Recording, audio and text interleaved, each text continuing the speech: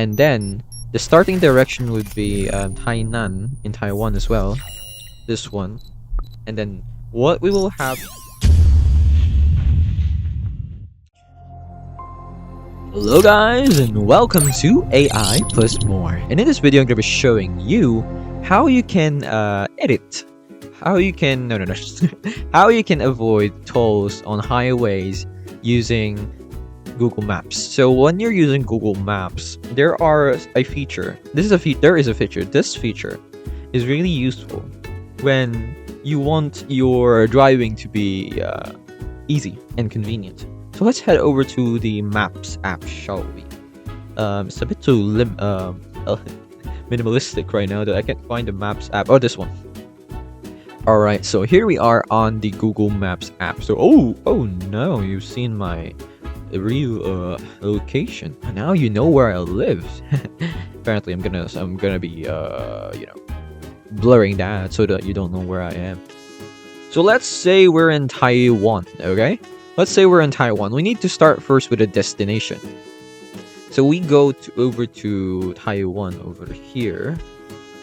Let's say we put their directions. And then the starting direction would be Hainan in Taiwan as well. This one.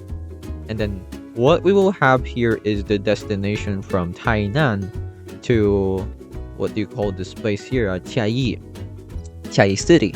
And now what we have here is the direction that we can take. So it's like it takes us 1 hour and 49 minutes.